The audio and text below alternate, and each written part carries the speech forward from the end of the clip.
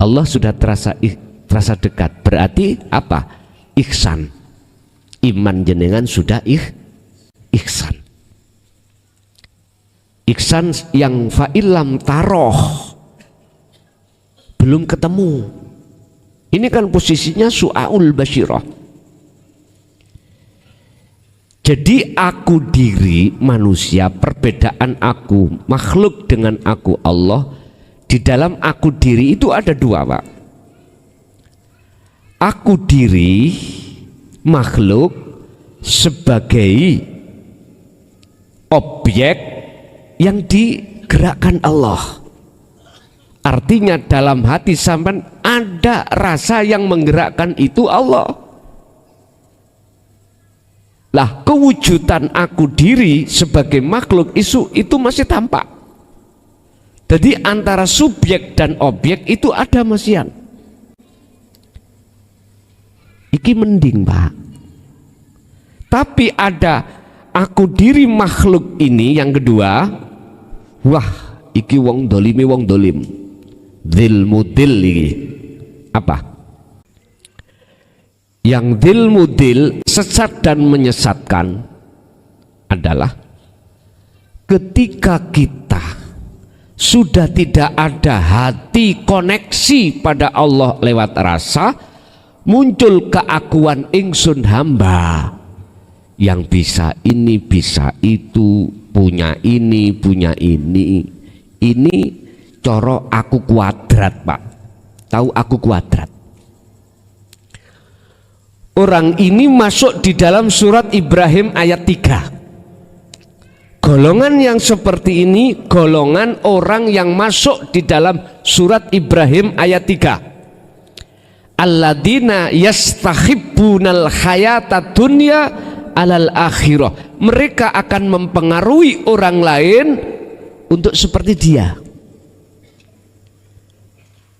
Mengajarkan berbagai ilmu apapun untuk mengiman terhadap selain Allah. Wa yasudduna an sabilillah, mereka akan menghalangi pengikutnya untuk apabila pengikutnya akan mengikuti illa anta wa ana, ditakut-takuti.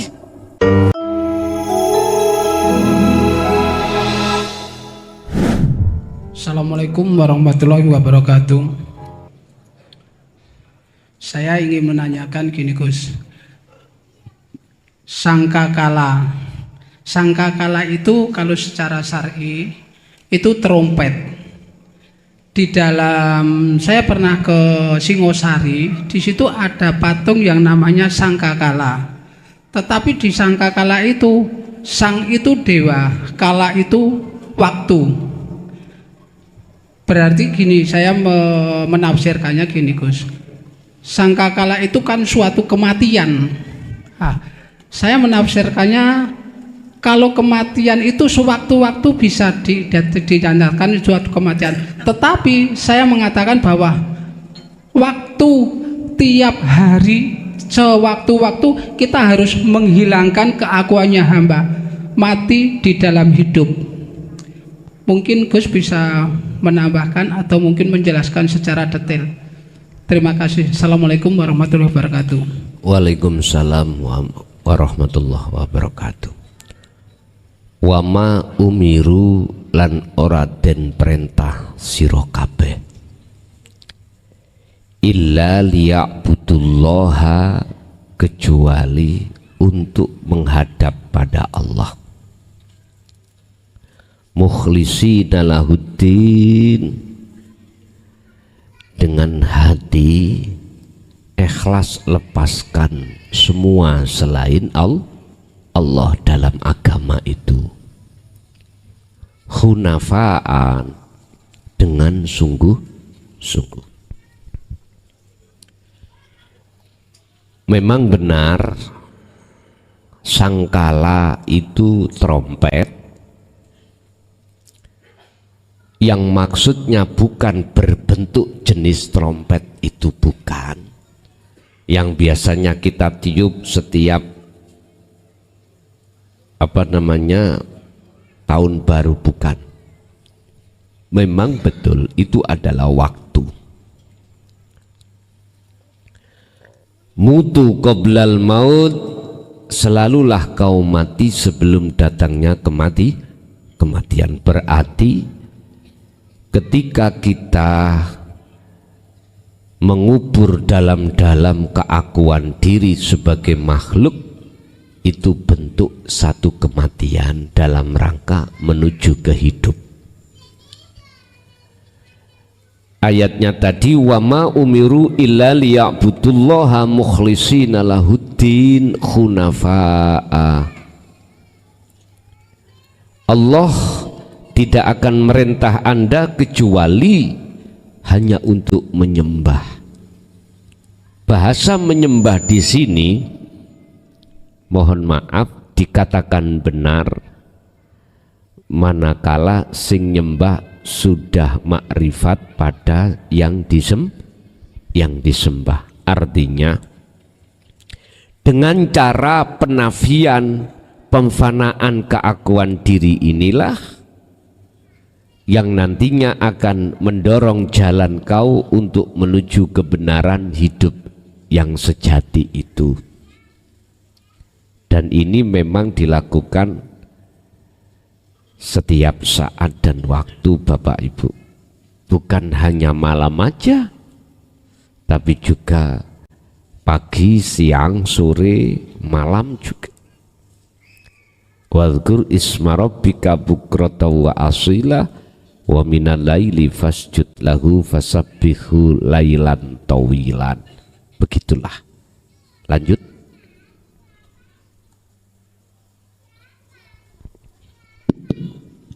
Mikir jadi sebul, orang yang semute didok-dok. Assalamualaikum warahmatullahi wabarakatuh. Waalaikumsalam warahmatullahi wabarakatuh. Saya mau tanya Gus, Nggih.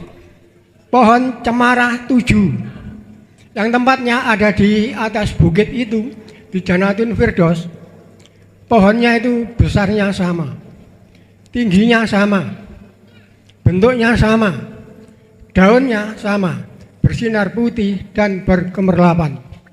Di dunia ini tidak ada pohon cemara 7 atau pohon kembar cemara 7 kalau tidak di surga.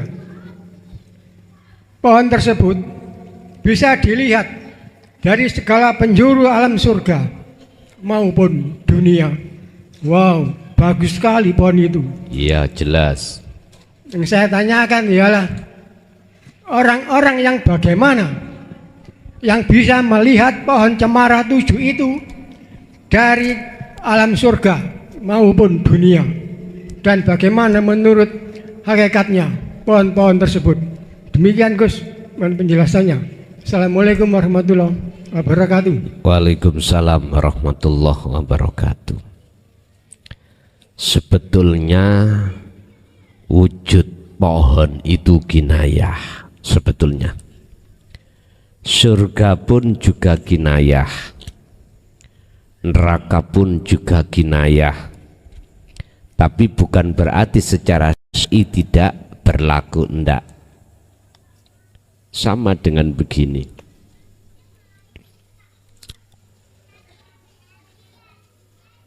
jikalau kau ingin ketemu Allah, maka matilah kau. Ini dulu tidak dijelaskan dengan gamblang, sehingga menjadikan kita kebingungan. Yang dimaksud matilah kau adalah matikan keakuanmu secara ruhaniah, bukan secara jasmaniah. Berarti jasmaniahmu harus ada tindakan untuk melakukan kholwat, dan ruhaniahmu meniadakan keakuan diri. Mestinya dijelaskan seperti itu. Tapi pada saat itu nggak berani, karena siapa yang berani mengatakan itu, mohon maaf, bangsa Londo iku ngancam akan menangkap dan membunuh. bangsa kaum Khawarij itu ngancam akan menangkap dan membunuh.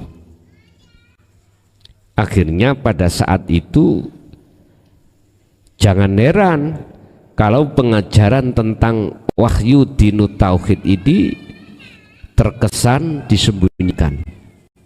Pun kembali kepada pohon cemara, yang pohon itu bisa dilihat dari ufuk manapun. Yang menjadi pertanyaan, siapakah yang bisa melihat pohon cemara itu? Jawabannya adalah, ya ayyuhalladzina amanuttaqullaha haqqa tuqatihi wala tamutunna illa wa antum muslimun. Ini menyangkut masalah ketakwaan. Kita sudah sadar tentang takwa itu meliputi 3 hal: ilmu, amal, dan istiqomah. Ilmu ini perkara wahyu yang bisa mendobrak hatimu untuk kesadaran, sadar akan hidup, sadar akan Tuhan yang sejati. Amal berarti praktek, selalu melakukan wa amilus sholihah.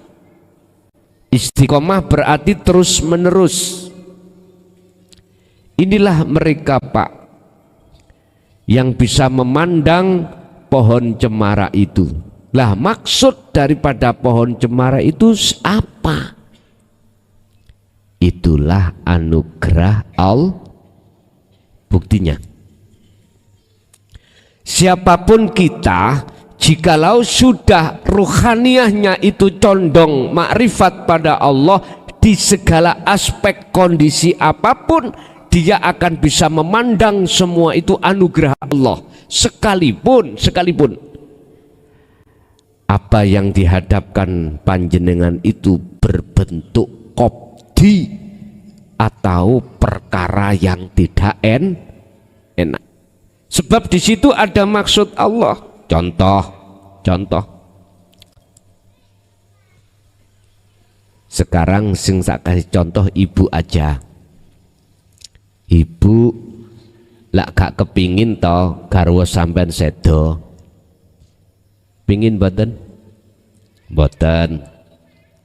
Gak kepingin toh Bu garwa sampean iku mau terjadi musibah, lah gak kepingin nggih. Andai kata garwa sampean itu diterjadikan Allah untuk menguji jenengan perkara yang tidak enak, ingat Bu, itu semata-mata jenengan itu bakal diselamatkan ruhaniyah Anda dari garangan. Tahu garangan? Yo garwa sampean mau. Saya katakan garangan, mohon maaf, ketika hati jenengan itu ingin melakukan khalwat menuju dan bertemu Allah, garwa jenengan itu selalu menghalang-halangi. Mohon maaf, sampak ngomong ngeten, garwa jenengan ngaji nang ndi sih? Sejak kau ngaji di JB itu kok tambah sesat awakmu. Tinggalan misale sampean tinggal gak ngaji tapi melakukan kholwat. Jikalau mereka wayasudduna an sabilillah, menghalang-halangi Anda untuk melakukan tindakan kholwat, berarti iku garang.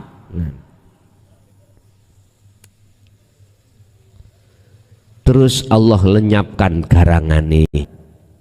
Iku sebetulnya Allah menyelamatkan Anda Bu. Entah dengan cara Allah, entah dengan cara apa, Allah olehnya melenyapkan. Memang secara sifat basariyah Siapa sih yang ingin kelangan suami lah? Nggak ada Bu, nggih? Nggak ingin. Nggak ingin. Tetapi jikalau Allah berkata lain, terus posisi sampean itu adalah ahli syuhud, itu artinya anugerah Allah. Berarti di dalam anugerah ini, di dalam takdir ini ada anugerah Allah yang disebut pohon cemara. Gitu. Akhirnya jenengan bisa apa? Gak bisa apa-apa. Isinya jenengan manut, anteng, dan bersyukur. Bersyukur. Apalagi Allah menguji jenengan di jalur pasti perkara yang enak. Ini lebih sulit untuk kita tembus ke anugerahnya Allah. Berhubung jenengan ini hatinya sudah terbiasa untuk likok pada Allah di setiap kejadian apapun, maka di situ Anda akan bisa melihat pohon cemara. Intinya tidak sia-sia, tidak ada takdir Allah ketetapan dalam diri Anda itu yang bersifatkan negatif, nggak ada, semua positif. Itu Pak, maksud daripada pohon cemara adalah anugerah, dan ini hanya diberikan kepada mereka yang bertakwa. Pakolan Nabi dan dawuh sapa Kanjeng Nabi tentang takwa, ittaqullaha haitsuma kunta, dimanapun kau berada tetap bertakwalah kepada Allah. Lanjut.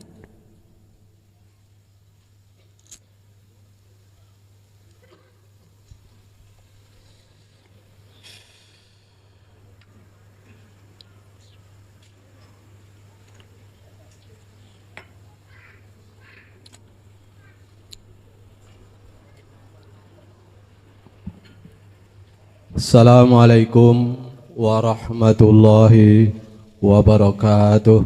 Waalaikumsalam warahmatullahi wabarakatuh. Bismillahirrahmanirrahim. Alhamdulillah, kita semua ditakdirkan oleh Allah saged makembal wonten ing pondok J Baru mriki. Sepindah ingkang badhe kawula aturaken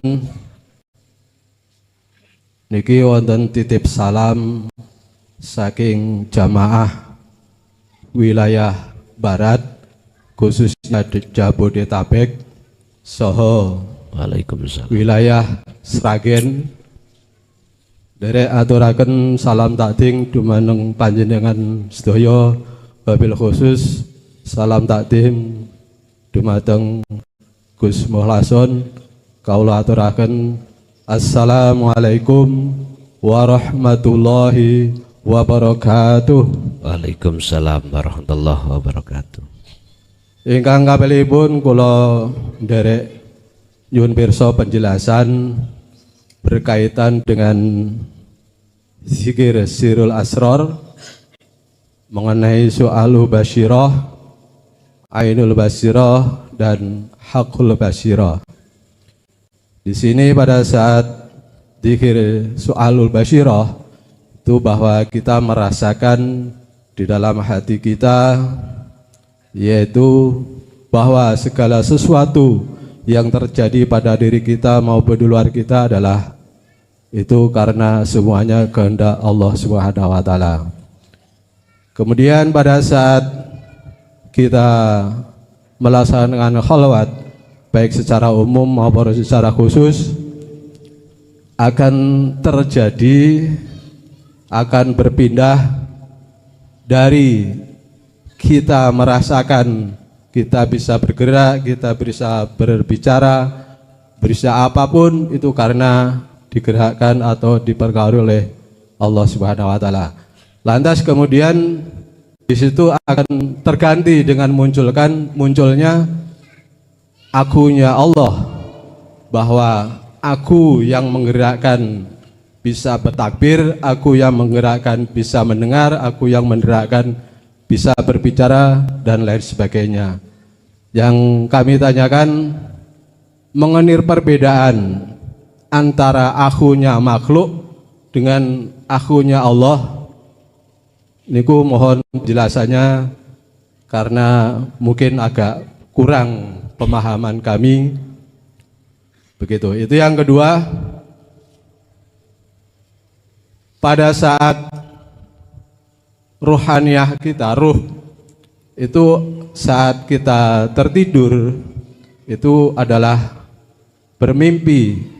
Nah, ruh yang bermimpi dengan ruh yang meninggalkan saat kita mati secara jasmani itu perbedaannya pun wonten pundi, mohon penjelasannya. Kemudian apalagi tadi, lupa saya, Gus. Nggih, sementara niku rumiyin nggih ngaputuraken sedaya kalepatan akhirul kalam. Assalamualaikum warahmatullahi wabarakatuh. Waalaikumsalam warahmatullahi wabarakatuh. Berkenaan dengan proses nafi isbat, berkenaan dengan proses zikir sirul asar menuju fana'ul dzikri, wajib seluruh thariqah yang muktabaroh masuk di sini. Wajib seluruh umat yang berthariqah muktabaroh masuk di wilayah anta wa ana. Kalau tidak, saya ingatkan Anda, tidak akan pernah Anda bisa wusul pada Allah. Baik yang Anda punya status sebagai muhibbin, murid, ataupun mursyid, wajib. Ingat, kita yang sudah merasa menjadi mursyid, ingat, tanggung jawab Anda lebih besar. Sebab ketika saat kita di dunia selalu mendengungkan untuk kewusulan di dalam thariqah saya. Ingat, ini dicamkan dalam hati kita yang sudah dikatakan sebagai mursyid, tanggung jawab dunia akhirat. Enggak main-main Anda. Berani menyampaikan dan menghantarkan murid untuk bisa wusul pada Allah, ini berarti kita nekat. Satu hal yang harus kita ketahui, apa mungkin kita orang buta pada Allah akan bisa menuntun orang lain buta pada Allah untuk menuju bertemu Allah? Enggak mungkin. Ayo kita angan-angan. Saya bukan mencaci, enggak. Saya hanya memberikan motivasi. Hanya itu saja. Urusan diterima atau tidak, monggo terserah. Bapak Ibu, sebetulnya semua ibadah apapun, baik murni atau tidak murni, itu sebetulnya thariqah. Itu thariqah yang sambungnya, muktabarohnya langsung pada Allah. Langsung pada Allah. Terserah kita milih yang mana. Kita mau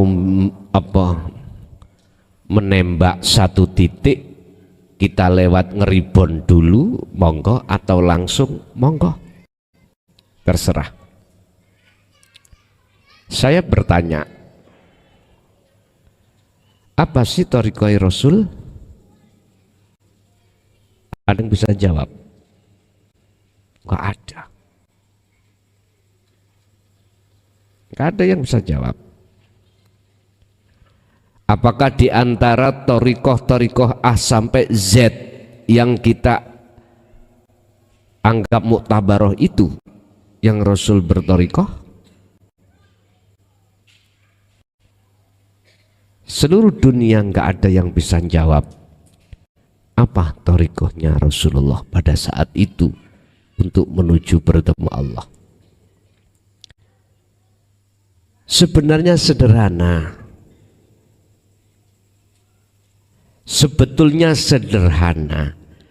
Apa torikoh yang dilakukan para Rasul mulai Nabi Adam sampai Nabi Muhammad sama, Pak? Nggak ada perbedaan, nggak ada. Apa? Ibadah murni dan tidak murni, itulah torikoh beliau. Anda tanya hujah, silakan. Ada dalil yang mengatakan apakah ada?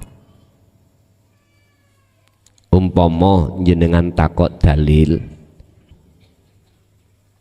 jikalau Anda tidak mau membuka Al-Quranul Qadim di dalam dadamu, percuma. Laksana saya mengambil satu air, saya tuangkan di gelas, dan air itu dan gelas itu ada tutupnya, nggak akan pernah masuk. Percuma. Badi geger. Tahu badi geger? Badi tukaran. Begini, Pak.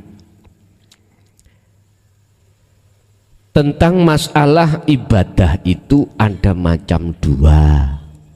Mahdhuf, ghairu mahdhuf, murni dan tidak murni. Cuman syariatnya yang nggak sama para Rasul. Cuman cara untuk kembali kepada Allah sowan ing ngersane Gusti itu sama.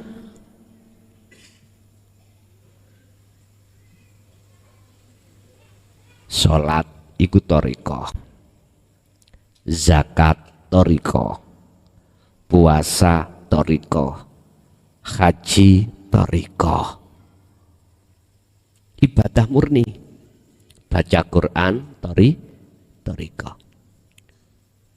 Beliau Rasulullah pasti memanfaatkan berbagai thariqah itu, karena itu fasilitas yang Allah berikan kepada kita untuk bertemu Allah di situ. Ini akan bisa bertemu Anda apabila Anda sudah masuk di dalam anta wa ana, baru bisa. Anda akan bisa bertemu Allah manakala di situ Anda memegang sirul asrar dan fana'ul dzikri, baru bisa. Sekarang aku tanya pada panjenengan, yang panjenengan itu sudah berpuluh tahun mengamalkan aurat di dalam thariqah panjenengan masing-masing. Aku tanya pada jenengan, maksud saya yang belum menerima kalimat seperti Nabi Adam tadi adalah anta wa ana. Aku tanya, berpuluh tahun panjenengan Solo, sudahkah di situ ada tanda-tanda wusul? Sebelum Anda jawab, tak jawab terlebih dulu. Telea. Mengapa saya berani jawab gini? Karena saya juga pernah telea. Iya, jujur aja. Jujur aja, saya pertama kali thariqah yang membaiat saya itu adalah Naksabandiyah. Beliau ayahanda sendiri, ya, dan saya ambil thariqah yang lain. Tapi selama itu tidak ada tanda-tanda untuk usul datang Allah. Karena ya itu tadi, anta wa ana belum kami dapatkan. Oleh sebab itu saya hanya memberikan saran pada panjenengan di thariqah manapun, silahkan, semua baik, tapi Anda harus mengantongi illa anta wa ana. Udah, titik, ada di situ. Sebab saya tahu jenengan tujuannya suluk di dalam thariqah ini, thariqah itu, atau bisa dikatakan khususia. Nah, maksudnya supaya jenengan lekas usul ketemu Allah. Semuanya tujuannya di situ. Bapak Ibu, betapa pentingnya tentang pendidikan dan pengetahuan sekaligus pengamalan illa anta, la ilaha illa anta, yang memunculkan dzikir sirul asrar. Maka kami selalu di dalam tausiah manapun, saya terangkan lagi terus, nggak ada bosan-bosannya kami terus menyerukan hal itu, nggak ada bosan-bosannya. Memang di situ ada proses di mana jenengan itu sebelum dimusyahadah itu ada muraqabah. Dikatakan muraqabah masih ada dua, jadi ada anta Allah dengan ana makhluk. Selain itu sudah tidak ada. Itu sebagai proses. Akhirnya Anda merasa Allah itu sangat dekat pada diri Anda, cuman belum ahad, belum bertemu. Melihat dari surat Al-Ahzab, jikalau Anda sudah di posisi seperti ini, ya ayyuhalladzina amanu dzkurullaha dzikran katsiran, teruskan, perbanyak dzikirmu itu sekalipun kau masih belum ke ahad. Bahkan dalam satu makalah Syekh Ibnu Athaillah di dalam kitab Hikam, la tatruk adzikra li adami hudurika ma'allah bihi, jangan kau tinggal dzikir itu walaupun ketika kau berzikir belum mencapai makrifat pada Allah. Walaupun jenengan tasik muter-muter di dalam muraqabah, teruskan, sebab semakin lama perjalanan Anda ini akan sampai pada tujuan, yaitu di musyahadah. Dan itu juga Allah tuangkan di dalam surat Al-Ankabut ayat 5. Allah berjanji, siapapun hambaku yang mengharapkan pertemuan terhadapku, kata Allah, aku berjanji, Allah berjanji, dalam waktu yang Allah tentukan pertemuan itu terjadi. Lah, ayat ini sebagai motivasi supaya jenengan tidak putus asa, supaya Anda tidak pesimis, justru optimis. Terus mana perbedaan aku hamba dengan aku Allah? Letaknya di mana? Pun di dalam dzikir sirul asrar itu ada tahapan pertama, su'aul basirah, merasa gerak kita bisa bergerak sebab digerakkan hidup. Wujud sejatinya Allah dalam diri jenengan. Berarti ada yang menggerakkan dan ada yang digerak. Dalam hatimu terasa Allah itu dekat, tapi jenengan masih merasa ada. Tondoni, aku bisa gerak sebab digeraki Gusti. Ini cara orang dzikir di golongan nomor 3.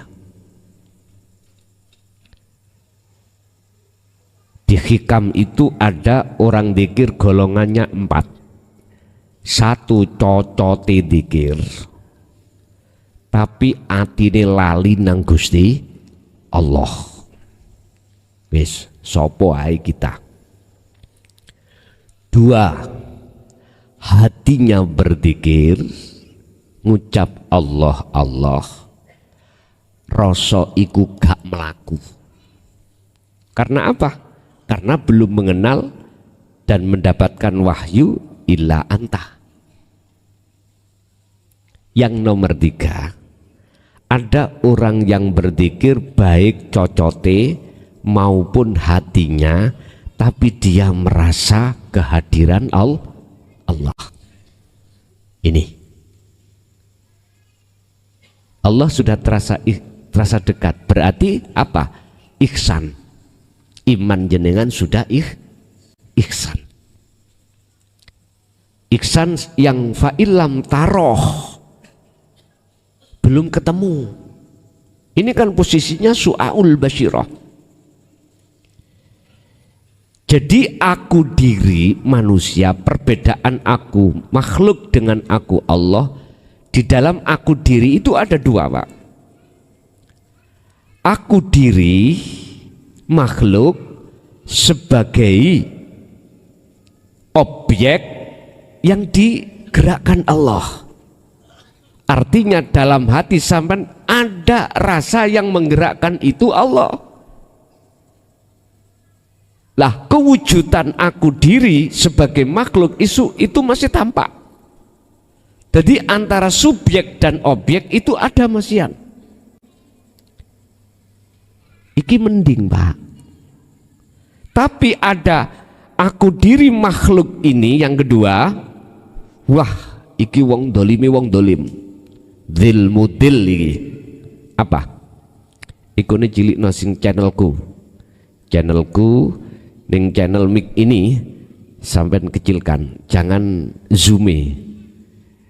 Channel saya yang channel mic ini kan ada channel. Itu ada untuk itu dikecilkan. Yang dzil mudil, sesat dan menyesatkan adalah ketika kita sudah tidak ada hati koneksi pada Allah lewat rasa, muncul keakuan ingsun hamba yang bisa ini bisa itu, punya ini punya ini coro aku kuadrat, Pak. Tahu aku kuadrat? Orang ini masuk di dalam surat Ibrahim ayat 3. Golongan yang seperti ini golongan orang yang masuk di dalam surat Ibrahim ayat 3. Alladzina yastahibbunal hayata dunya alal akhirah. Mereka akan mempengaruhi orang lain untuk seperti dia. Mengajarkan berbagai ilmu apapun untuk mengiman terhadap selain Allah.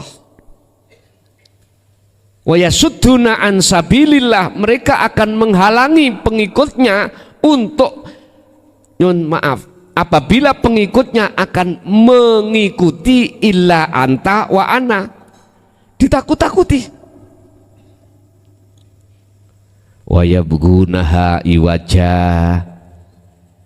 Anda akan dibengkokkan tujuan Anda.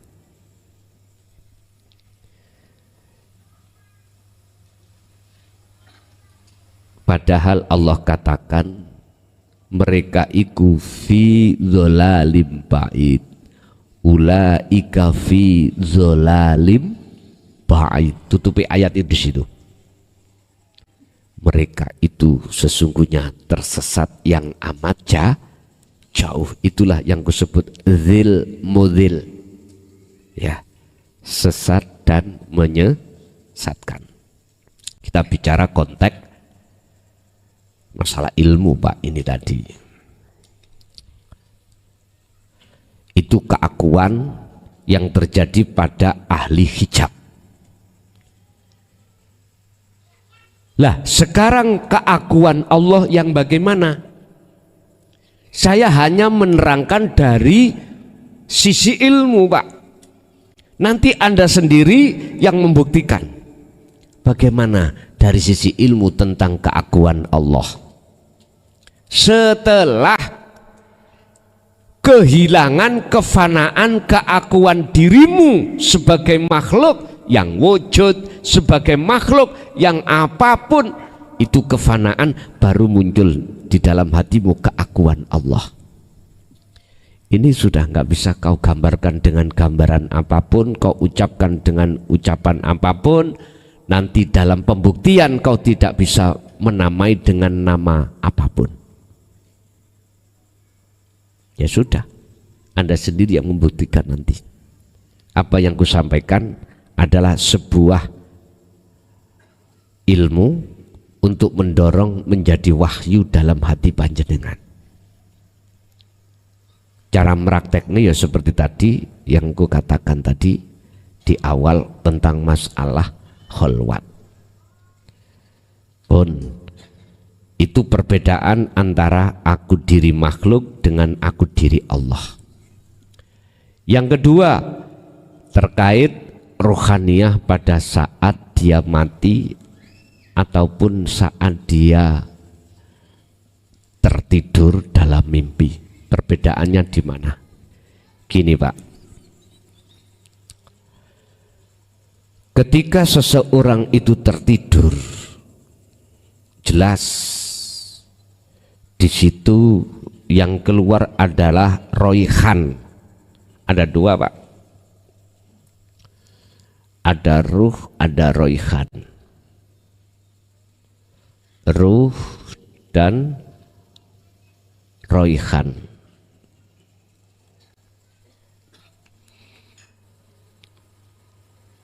Apa sih roihan itu? Iki orang Jawa kalau mengatakan sukma, sing tahu ngaji kejawen, ilmu sejati pasti akan diterangkan tentang sukma. Ketika saat orang tertidur, roihan itu Allah keluarkan.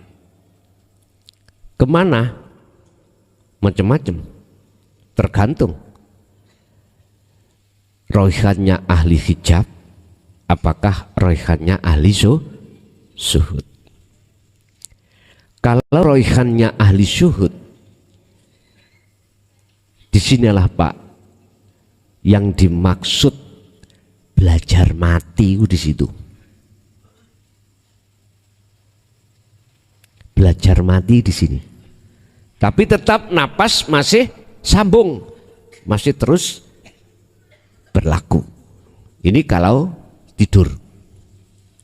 Sehingga ketika tidur jenengan jangan heran kalau yang dinamakan mimpi. Entah mimpi ketemu apa, itu yang terjadi. Mungkin di saat jenengan itu bermimpi, siapapun kita nggak akan mengatakan ini nggak sungguh-sungguh, mesti mengatakan sungguh. Contoh jenengan mimpi dikejar anjing, lari ndak? Pasti lari. Kalau nggak sungguh-sungguh, lah apa kita lari? Kita mengatakan tidak sungguh-sungguh kalau kita terbangun, walah kembangi bayang. Lah ngoten ta biasanya ngoten. Salah fatal jenengan. Itulah sebetulnya proses belajar mati di situ. Meniadakan diri. Ahli hijab, mohon maaf, roihan keluar ini mohon maaf, tidak ada untuk menghadap Allah, nggak ada. Kalau ahli syuhud, dia hanya satu tujuannya, menghadap Allah, menghadap Allah. Dah. Lah maut mati, nah ini perbedaan nih. Allah tidak hanya meringkes secara total hukum syariat sudah tidak diberlakukan kembali. Apa? Baik raihan maupun ruh itu akan dikeluarkan. Akal Anda sudah tidak berfungsi, hati Anda juga begitu. Napas sudah tidak berlaku. Makanya ada istilah berarti roh itu napas. Ya, sebab tondoni nek gak napas, nek roh itu cukup berarti tidak bernafas. Masuk akal? Ya. Sekarang yang terpenting, kemanakah nama-nama roihan atau sukma atau ruh itu ketika seseorang itu secara syar'i meninggal, kemana? Ini yang terpenting.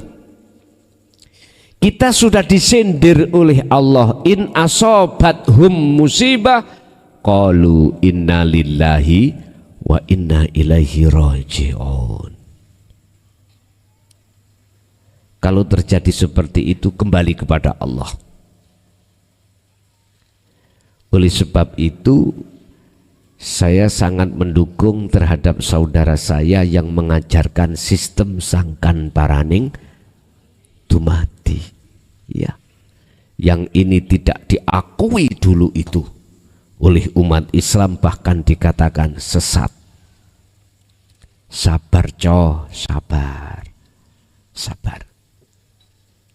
Itu loh keluaran dari Al-Quran, inna lillahi wa inna ilaihi raji'un. Oleh karena kita dangkal tentang seperti itu, maka jikalau tidak bahasa Quran gak gelem, padahal itu bahasa Jawa terjemahan dari Al-Quran. Pun Bapak Ibu, kemanakah ruhaniyah itu? Ada dua proses perjalanan ruhaniyah ketika meninggal dunia. Ada dua golongan. Oleh karena umat manusia tidak pernah mati, iki lho, diceritani kalau di depanmu itu ada alam dua. Satu adalah zulumat, yang satunya adalah nur. Nggak percaya. Ning ngarep sampeyan kalih kula iku dihadapkan dua lapis alam. Siji alam sing peteng, loro alam sing padang. Sing waktu ning dunya kok ya ruhaniyah iku masih peteng nang Allah, mesti, saya nggak ada ngomong insya Allah, mesti mlebu ning alam gelap. Walaupun perilaku dohirmu itu nyocoki ambek hukum syariah, walaupun, tapi keadaan rohaniyahmu itu loh tidak punya etika sama sekali, akhlak ilahiyah pada Allah, maka siapapun kita pasti akan masuk di alam yang gelap.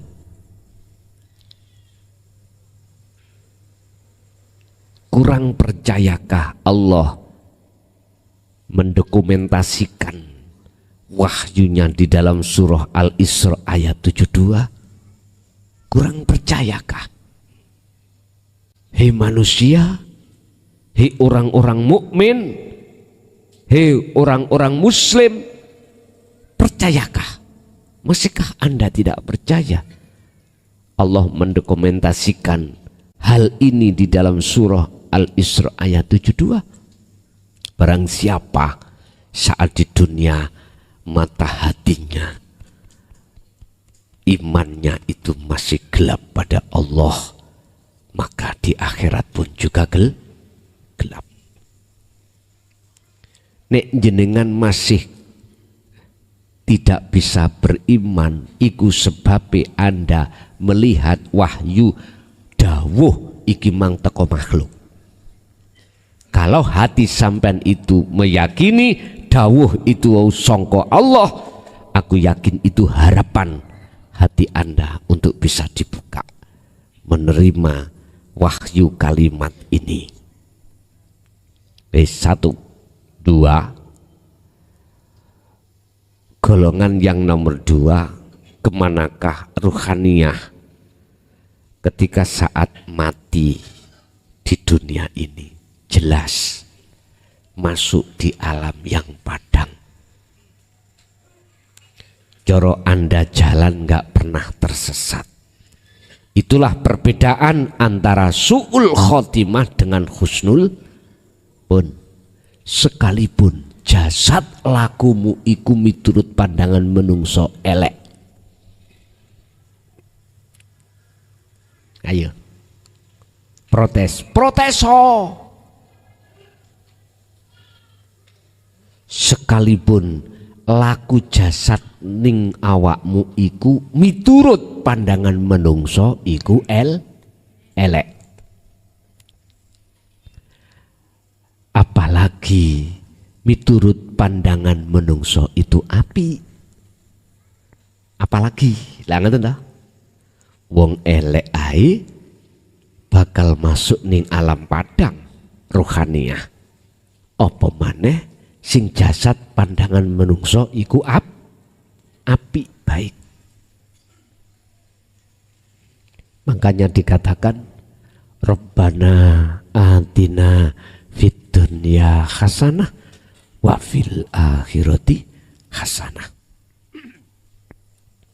Dan atau dalam surat Al-Qasas ayat 77 Allah katakan wabtaghi fima atakallah darul akhirah.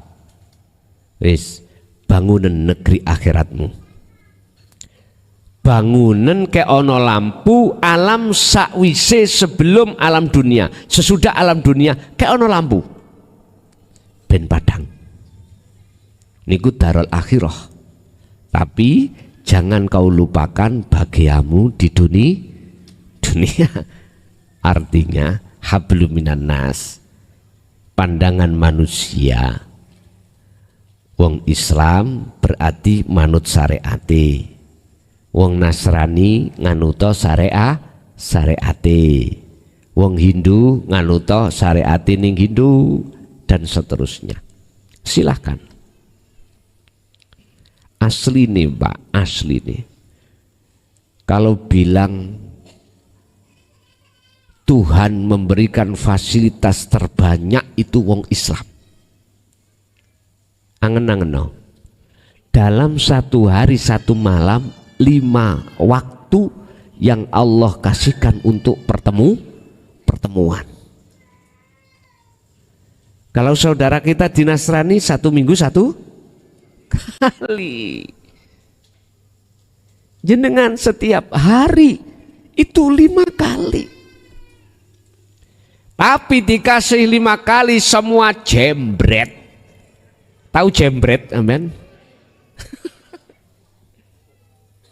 Enggak ketemu Allah, sing apa jenengan kali kula malah ketemu gendruwo baedi kuwi. Allah ya karim. Apa persoalannya? Sebabnya apa? Karena kita menolak la ilaha illa anta dan la ilaha ana. Wis titik ono kudu.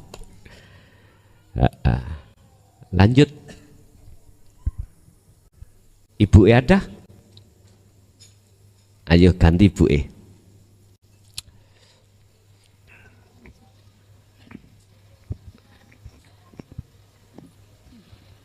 Assalamualaikum warahmatullahi wabarakatuh. Waalaikumsalam warahmatullahi wabarakatuh. Gusti Allah nguji kula keweden tiyang mati. Awal niku kula enten tiyang mati kula ndugi niku ningali mandi ini kula. Mados kula ningali sikile niku lho. Kok sirah kula mbembunan niku kados juwaja niku peleng ngoten kados kula peleng niku wau pun kados tiyang gendeng. Lah kados ngaten niku kula ben enten tiyang mati niku ati kula niku kados diantem. Kula teng abi dikangen dikir. Kula mboten semerap dikire, kula dikir jari.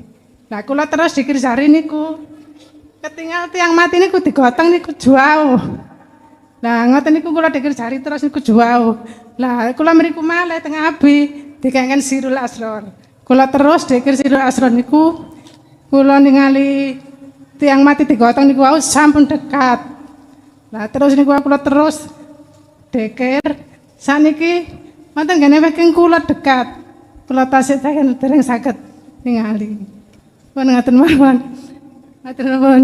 Assalamualaikum warahmatullahi wabarakatuh. Waalaikumsalam warahmatullahi wabarakatuh. Proses Allah menghantarkan hambanya untuk bertemu padanya berbagai macam kejadian dan kisah.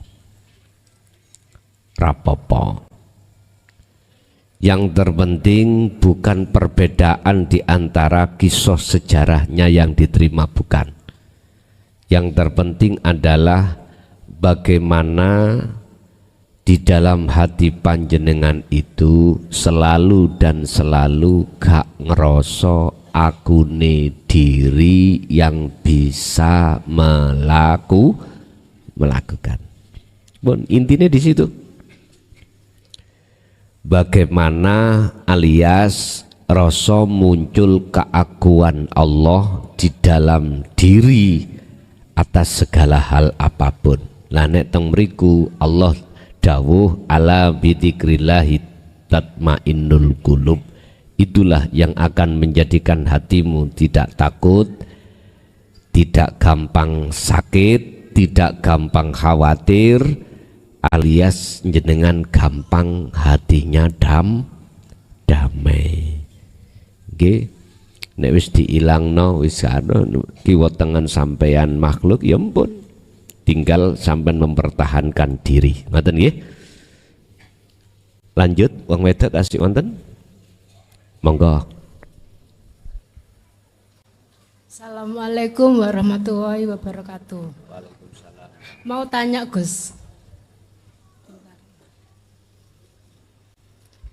Ngapunten saderenge. Agak didekatkan terhadap mik lah gitu.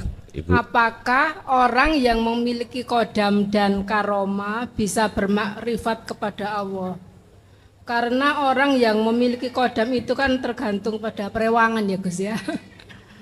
Sedangkan orang yang memiliki karoma itu diberi kelebihan dari Allah. Apakah Allah ada di dalam kodam dan karoma?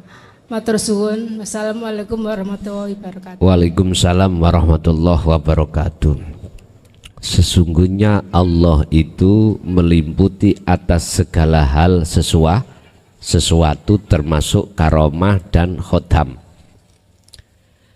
Tapi siapapun kita yang ahli karomah, manakala dia itu menolak illa anta wa ana, tidak akan pernah bisa untuk makrifat pada Allah.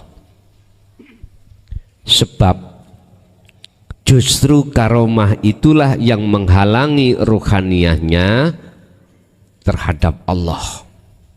Mohon maaf, ada 3 alasan Allah menjadikan selain Allah itu untuk menutupi kita, mendinding kita, membatasi kita. Yang dinding itu disebut barzah. Wa min waraihim barzakhun ila yaumi yub'atsun. Selama dinding ini tidak dirobohkan Allah, selama itu tidak akan pernah bisa sampai pada Allah. Selama kita masih di alam barzah, maka selama itu tidak akan pernah sampai pada Allah. Tunggulah waktu kebangkitan. Maksudnya tunggu hilangnya hijab di dalam diri seorang manusia. 3 hal Allah jadikan sebagai tutupnya. Pertama, yahjubuhum bi amwalihim. Yang kedua, yahjubuhum bi ulumihim. Yang ketiga, yahjubuhum bi ibadatihim. Allah akan mendinding rohaniah kita dari berbagai macam urusan dunia, sehingga dunia itu menjadikan hijab terhadap hati kita, akhirnya tidak bisa sambung pada Allah. Yang kedua, dengan berbagai ilmu yang kita kuasai, Allah akan menjadikan beberapa ilmu itu untuk menutupi hati kita kepadanya. Bentuk kalau kita tertutup oleh dinding disebut ulum, bentuknya hati kita merasa kita yang alim, merasa kita yang pandai, merasa kita yang segala-galanya. Jatuhnya pasti kita akan merasa lebih alim daripada orang lain, lebih pandai daripada orang lain. Bapak Ibu, yang ketiga adalah ibadah. Allah bisa menutupi ruhaniah kita kepadanya lewat ibadah yang kita lakukan secara jawareh, secara dohiriyah. Nyun sewu, akhirnya kita merasa orang yang beribadah daripada orang lain. Apa sebab semuanya itu terjadi? Kuncinya karena kita itu menolak la ilaha illa anta wa ana, fungsinya hanya itu.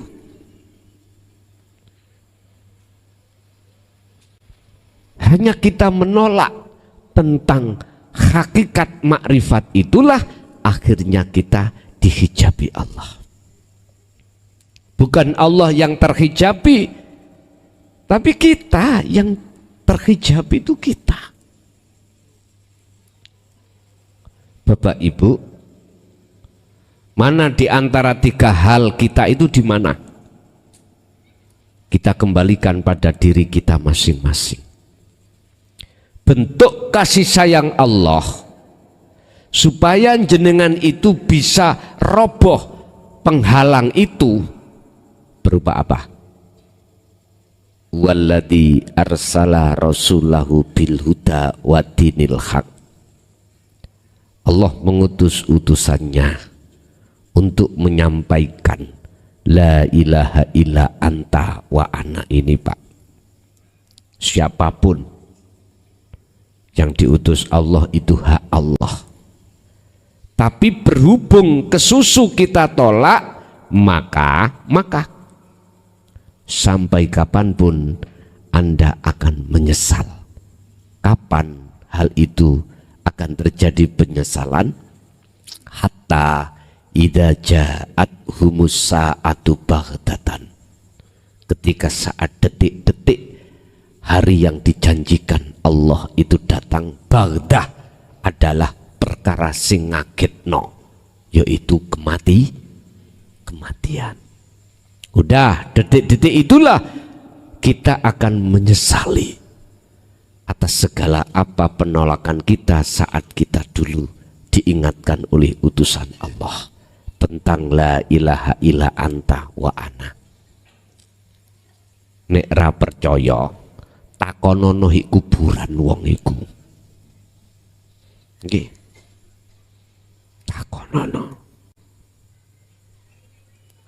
Sebelum Anda menakoni terhadap mereka, Qur'ane sampean buka, qad khasiral ladzina kadzdzabu biliqa'illah.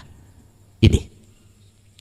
Siapapun kita yang mendustakan alias tidak percaya dengan pertemuan terhadap Allah saat di dunia ini, maka disitulah sak rugi-rugi nih orang yang paling rugi, sak sengsara-sengsara nih orang yang paling sengsara.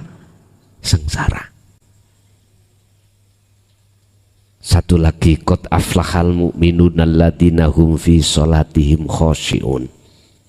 Sungguh beruntung, bahagialah mereka saat di dunia sudah bertemu Allah. artinya gak mendustai atas pertemuan ini. Dituangkan di situ adalah orang-orang mukmin yang sholatnya khusyuk. Khusyuk itu berarti bertemu Allah. Ini Bapak Ibu, terhadap kita milih yang mana terserah. Ya, lanjut. Pertanyaan ini memang satu atau dua? Dua ya. Yang dua apa tadi? Khodam. Apakah Allah itu di dalam khodam? Nggih. Leres. Berhubung ahli karomah itu menolak la ilaha illa anta dan ana, nggak bisa menembus, Bu, ya. Ikut di golongan orang-orang kasaf. Sekarang golongan orang yang tidak kasaf berarti nggone muhadoroh. Ya ini. Bisakah kita melihat wujudnya Allah di setiap makhluk yang diliputi? Ahli syuhud pasti akan bisa menembusnya, karena selain daripada hidup itu sudah tiada bagi dia, sehingga yang katanya wujudnya selain Allah itu tidak akan pernah menjadi penghalang, disebabkan sudah tidak wujud bagi ahli syuhud. Begitu. Tandanya apa? Kalau Allah di dalam karomah khodam, baikku khodami bermanfaat koyoi, ya. Contoh kita ini ada kopi, bukti ini kopi seakan-akan bisa mendatangkan rasa pahit. Nah gitu toh. Nah itu. Padahal datangnya rasa pahit itu disebabkan karena hidup. Oleh karena hidupnya nyata, itu dikarenakan cahaya makrifat sampai ada, akhirnya berimannya datangnya rasa pahit itu dari dari Allah. Oke, lanjut. Assalamualaikum warahmatullahi wabarakatuh. Waalaikumsalam warahmatullahi wabarakatuh. Kembali ke tema yaitu mohon maaf kepada para senior, untuk di titik tanggal 10 itu saya banyak teman rombongan dari Pandaan itu yang belum melakukan yaitu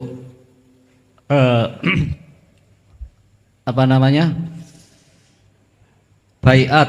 Jadi untuk senior-senior yang masih baru itu apa harus baiat untuk melakukan khalwat di titik tanggal 10 itu, dikarenakan hari Sabtunya tinggal 1 kali.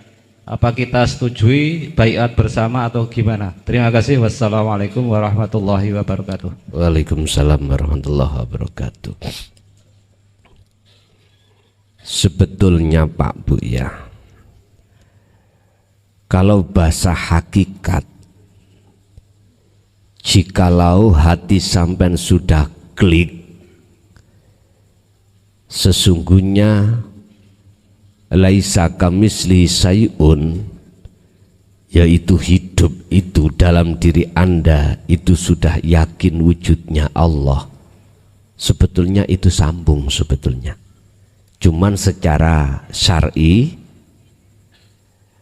lebih baik itu harus berbaiat.